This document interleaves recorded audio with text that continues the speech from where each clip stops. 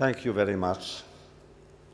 I know President Perez is not here, but he knows how we appreciate the efforts he has invested in this conference. And we must really thank the organizers, Ofra and Israel Maimon and all their staffs. Professor,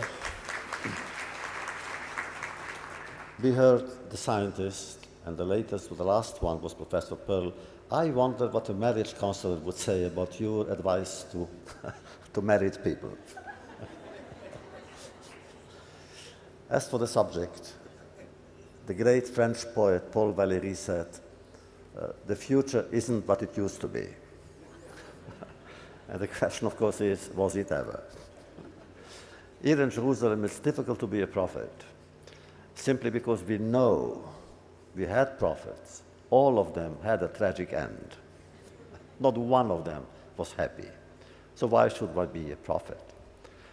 On the other hand, of course, we know that you spoke a lot about globalization. I hear this word, and I know that globalization has not really become reality, except all of a sudden we discover global terror.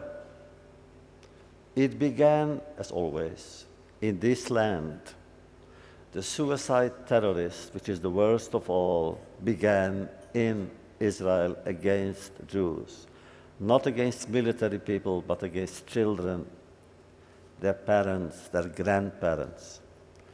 It began, and then, because it wasn't stopped globally, it spread to other countries, including Muslim countries. Now it's everywhere. The danger is there. What does it stem from? Fanaticism. Now we know there is global fanaticism. Well, we lived with global fanaticism before. There was political fanaticism in Moscow, racial fanaticism in Berlin, and in the Middle Ages we had religious fanaticism. And now we are going back to the Middle Ages, and that is the danger. Fanaticism is hatred, the hatred of the other, the hatred of and against anyone who is not me. And there we have a lesson. We gave that lesson. Admit it, in 1945, most of you are too young to remember that, you weren't even born. In 1945, the Jewish people had an option. If we could have become filled with hatred and to say, look, we tried everything else, it didn't work. And those who had hatred had power. And therefore, tragedy that happened did happen. We could have become avengers. How really can anyone explain, sociologists or psychologists, that in 1945 there was no really a collective act or even individual, with some exceptions, act of vengeance.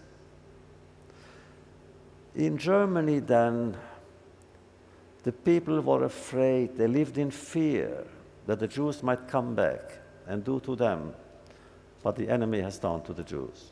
They lived in fear. And there was nothing that could have stopped the Jews. There was a Jewish Brigade of Palestine. At that time, Palestine meant Jewish Palestine. And the Jewish Brigade actually was forbidden to enter Germany because, again, even the British were afraid that the Jews in the brigade would become avengers. They did not.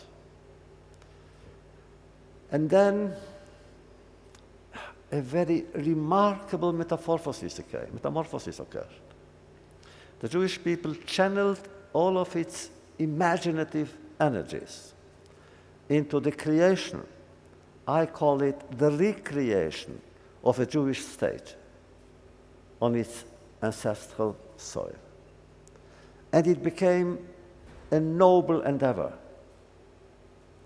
to give a home to the homeless and to restore the injustice, to what happened before and transform it into an act of justice. Justice to memory and the justice to whatever Judaism has done for humanity. You mentioned Gandhi. I am not a great admirer of Gandhi. In the beginning I was. And of course, I read his work, and then I discovered something which hurt me and hurts me to this day. I think in an exchange of letters, but he simply wrote, either in the past or in the present, the advice to the Jews in Europe, not to fight the Germans, but to commit suicide.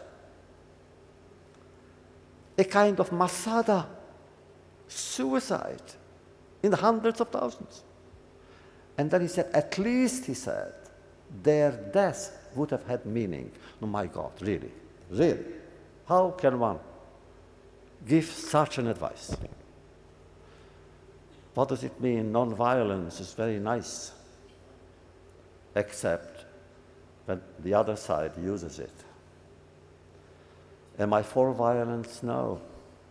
I do hope that we shall find a way here in Jerusalem, the place where we always come back to.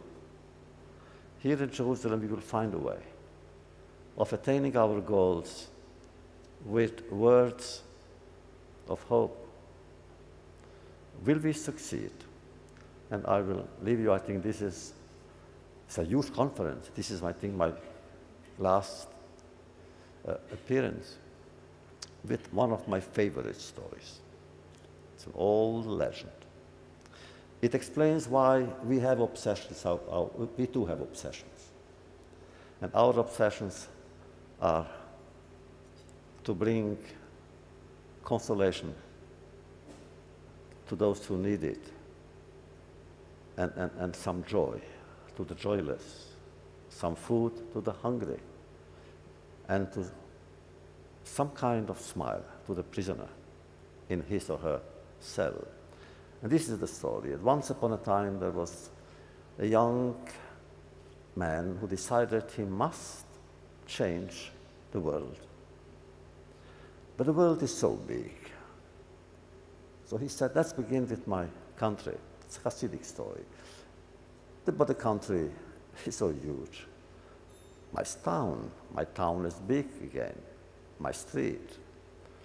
And he said, let's do something very well and go around, agitate, militate, and said, men and women, stop it. Stop being indifferent to other people's pain. Stop stealing. Stop cheating. Stop cruelty. Stop it.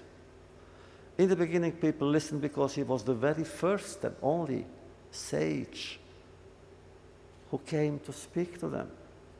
But after a while, they were tired because he repeated the same words.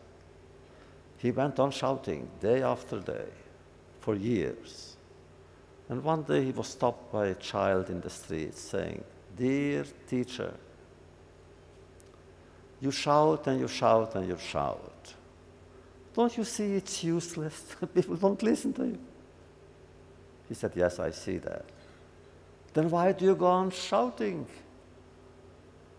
And he said, "My dear child, in the beginning I was convinced that if I were to shout loud enough, I would change them. Now I know I will not change the cruelty of the enemy. I will not. If I go on shouting louder and louder, it is because I don't want them to change me." Isn't that a goal that we all share? We, the Jewish people, have been the target of so many cultures, so many religions trying to change us. It didn't work. Assimilation, persecution, conversion, it didn't work. Why? Because we say, no matter what, we shall not change. Thank you.